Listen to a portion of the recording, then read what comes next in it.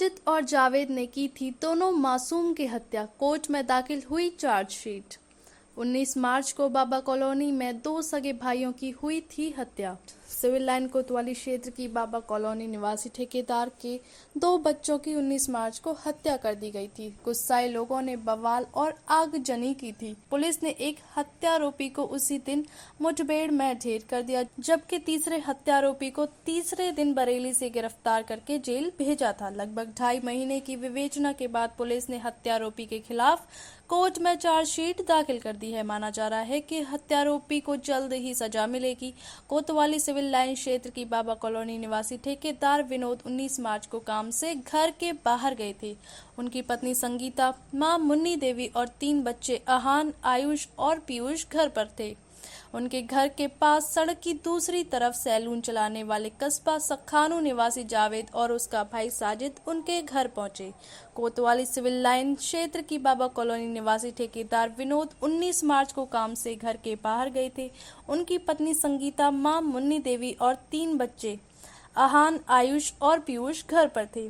उनके घर के पास सड़क की दूसरी तरफ सैलून चलाने वाले कस्बा सखानू निवासी जावेद और उसका भाई साजिद उनके घर पहुंचे। जावेद ने संगीता से कहा कि उसकी पत्नी की डिलीवरी होनी है, 5,000 रुपए उधार चाहिए। संगीता ने विनोद को फोन करके बताया तो उन्होंने रुपए देने को कह दिया। संगीता रुपए लेने के लिए कमरे में चली गई। इसी दौरान साजिद आयुष और आहान को छत पर ले गया। पीयूष को दुकान से गुटखा लाने को भेज दिया। कुछ देर के बाद पीयूष वापस और छत पर गया तो आयुष और आहान के खून से लथपथ शव पड़े थे। वह चिल्लाता हुआ नीचे भागा। साजिद ने उस पर भी वार करने की कोशिश की, लेकिन वह नीचे भाग आया।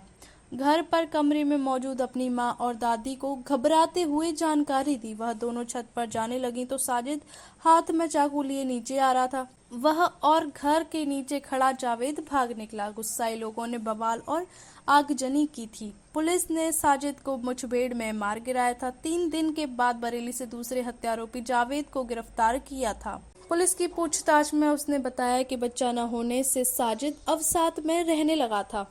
उसका मानसिक संतुलन बिगड़ जाता था। उसने दोनों बच्चों की हत्या की थी। सिविल लाइन कोतवाली के प्रभारी निरीक्षक गौरव बिश्नोई ने इस दोहरे हत्याकांड की विवेचना की, साक्ष्य एकत्र किए।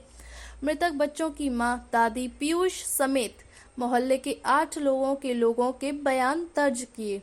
साथ ही खून से सने हत्यारोपी के कपड़े, बाइक आदि को शामिल करते हुए चार्जशीट तैयार की गई। वरिष्ठ अधिकारियों से राय लेने के बाद चार्जशीट कोर्ट में दाखिल की गई है। प्रभारी निरीक्षक ने बताया कि कोर्ट में चार्जशीट दाखिल कर दी गई है।